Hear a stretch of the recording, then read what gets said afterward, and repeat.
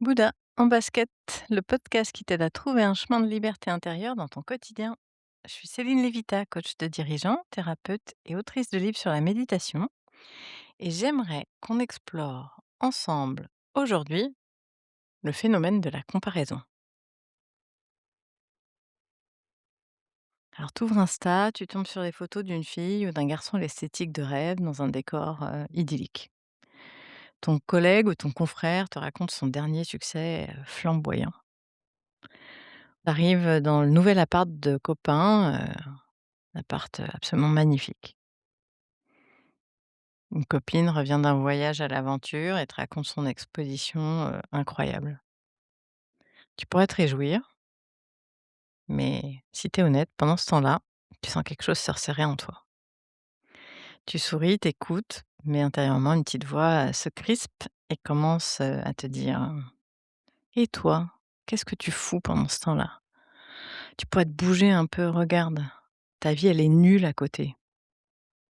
Et en quelques secondes, sans bruit, tu viens de quitter ta propre vie. Tu es monté dans celle des autres. Mais il y a quelque chose qu'on oublie dans ces moments-là, c'est qu'on regarde à travers une fenêtre minuscule, une ouverture étroite, complètement partielle et orientée. Tu vois leur réussite, entends leurs accomplissements, mais tu vois pas le reste. Tu vois peut-être pas que dans le même temps, et ça ils le disent pas, ils traversent des zones de turbulence incroyables, familialement, en amitié, en amour. Tu vois peut-être pas toutes les douleurs physiques, psychiques, qu'ils traversent. Tu vois pas leurs doutes, leurs nuits sans sommeil. Tu vois pas leurs renoncements. Et toi, de ton côté, tu regardes pas non plus ce qui va bien dans ta vie, ce qui est déjà là, ce qui est stable, vivant, précieux, auquel tu tiens vraiment.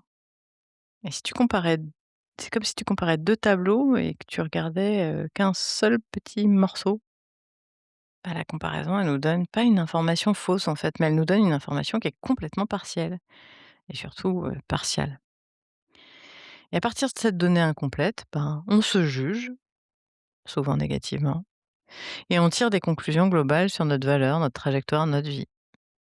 C'est dingue, non?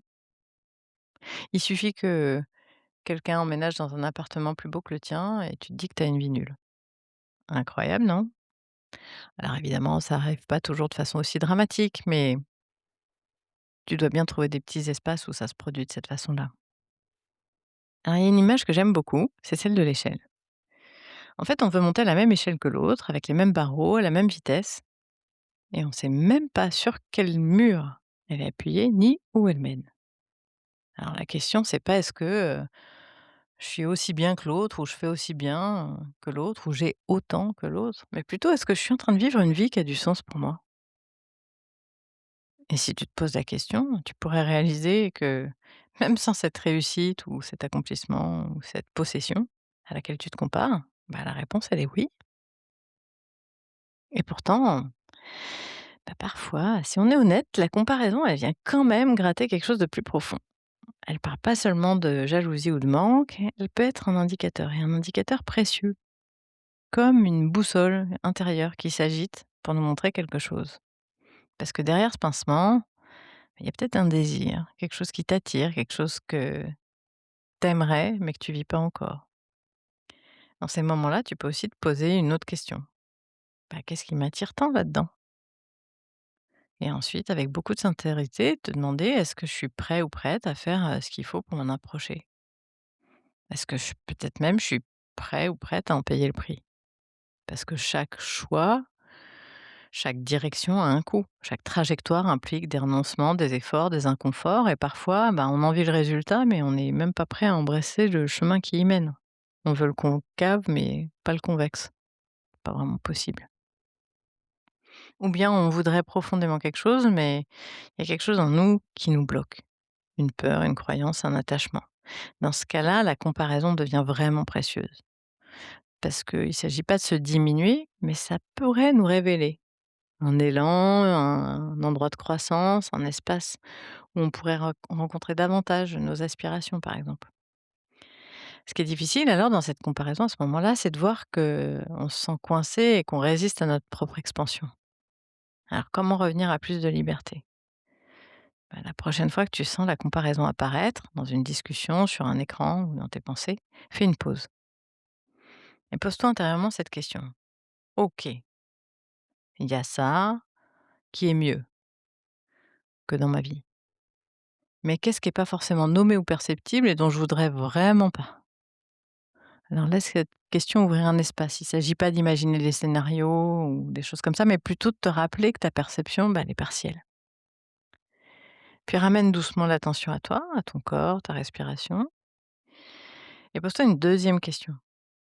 Qu'est-ce qui dans ma vie est déjà là et que je regarde pas et qui pourtant me satisfait pleinement, qui peut-être viendrait en contradiction avec ce que j'observe et que je prétends désirer? Et puis, si tu sens que quelque chose t'appelle dans ce que tu observes chez l'autre, bah, ajoute, qu'est-ce que ça vient réveiller en moi, quoi? Est-ce que je suis prêt ou prête à m'en approcher concrètement? Laisse ces questions résonner, sans te juger, sans te brusquer, pardon. L'idée, c'est d'habiter son expérience plutôt que la comparer. Ressentir la texture de sa vie plutôt que l'évaluer. Revenir à ce qui est, et dans ce retour, se réconcilier avec soi-même. Les bénéfices de cette réconciliation intérieure, en fait, ils sont immenses. Déjà, moins d'agitation intérieure, moins de sentiments de manque, moins de pression invisible, et plus de justesse, plus de clarté, plus de présence à sa propre trajectoire. Tu commences à sentir que ta vie, c'est pas une course, mais un chemin. Et un chemin singulier, avec ses propres reliefs, avec ses saisons, ses mystères, ses obstacles, intérieurs ou extérieurs, vis-à-vis desquels parfois il faudra se faire accompagner pour pouvoir les dépasser. Mais se libérer de la comparaison, ben, tu verras, hein, ça vient pas en un jour. C'est un entraînement patient. Chaque fois que tu surprends à grimper à l'échelle de quelqu'un d'autre et que tu peux redescendre pour revenir à la tienne, tu te rapproches de toi. Comme un voyageur qui, après s'être égaré, retrouve peu à peu son sentier. Si les comparaisons reviennent souvent au même endroit pour toi, bah tiens, tu tiens vraiment un bon indicateur pour orienter la suite de ton chemin.